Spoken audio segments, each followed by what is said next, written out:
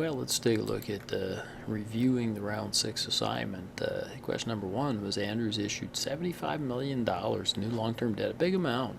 Okay, and that would make a lot of people kind of nervous. But, the two things that I score highest on are earnings per share and ROE. So what effect, if any, did that have on earnings per share?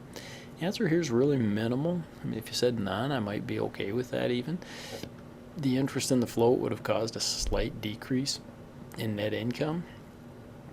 So you'd have a slight decrease in earnings per share. I suppose you could go on. That wasn't my intent for you to go on and explain to me. They could have bought, could have invested in TQM, which would have reduced costs. Of course, the investment in TQM would have, been an expense, and I wasn't really expecting that. Just the direct impact, and really they borrowed the money just because they'd been short on cash. I think they'd got an emergency loan or something the time before. Yeah, and so they just kind of wanted to replace that and finance some of their long-term investments that they've been making. ROE, same reason, right? Again, minimal, right? Equity wouldn't have been impacted as any increase in debt. You got to have an increase in assets too, right? Okay, so anytime you borrow money, you're getting cash. You might be using the cash to buy equipment, do those types of things, but the direct impact of borrowing money has no impact on equity. Okay, because it has an impact on the ratios, but not on equity itself. Okay, because you're just borrowing money, and you have to put that money into something, whether that's cash or equipment or automation, whatever the case may be. 2, forecast demand for AHA next year. Assume all competitors maintain their policies towards R&D. This is really just a simple exercise then in taking what sales were for AHA, which is 1,041, times the increase. Okay, I don't know if I've got round 6 up, but I'll get it up. Times the increase of estimated increase segment growth rate. of 8.1%. So times 1.081, and that creates what your demand for the next year should be. 8% increase on that's 80 some units, 90 units, and that looks about right. Okay. 84 units to be exact. Okay, that's going to be your increase. So you're going to have a demand of 1,125. Okay, how many units of AHA then should Andrews produce? Well, 1125 minus 286 equals 857.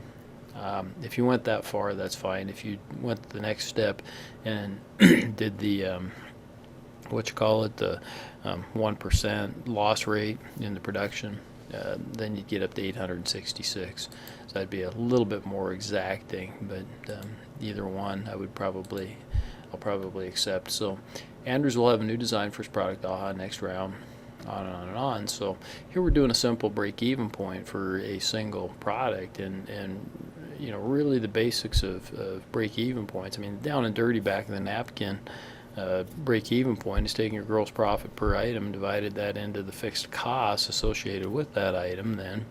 Okay, and I used to do back in the napkin break-even points for with customers all the time at the bank, small business people, and I was always amazed at how few of them really understood that concept. And to me, it was such a big concept because it really then gave you an idea of where you had to be. And for most of us, it was over several items, but you just take a gross profit amount and divide that into whatever the fixed costs happen to be, and that'd give you a good idea what your sales needed to be. So in this case, we've got a sales price of 37 minus our material costs minus our labor costs, gives us a $19.13 gross profit per unit.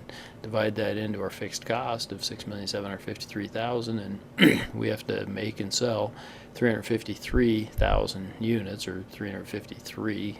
Most of our stuff we're leaving out the 000s.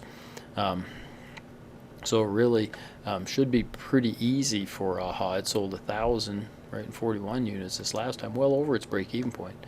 So it's obviously contributing substantially to profitability, although its cost obviously were a little bit higher this last time in terms of its material. But okay, Chester's equity increased from $46,374,000 to $55,507,000 in round 6. What elements contributed that increase, or perhaps detracted from it?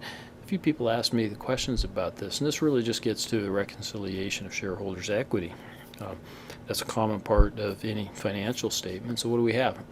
We have a positive, we had a plus, a net profit of $6,260,000. If we come down to the $6,260,000, okay, we also had a plus then of a stock sale because Chester had sold some stock. I know that because on the cash flow here, it's the sales of common stock. You sell stock and that goes to your equity, okay? It goes right directly to your equity, okay?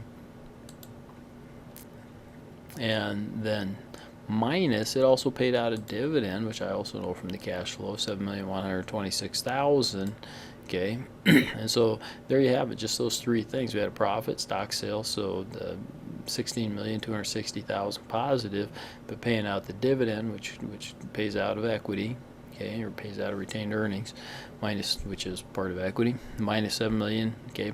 And I did a little reconciliation here just to know that I was right. So it's equity increased from from 46,374,000 to 55,507.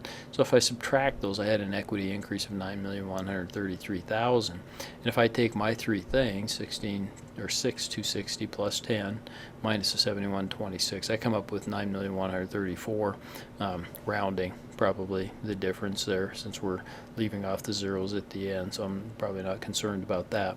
So there you have it for the review of your round 6 assignment.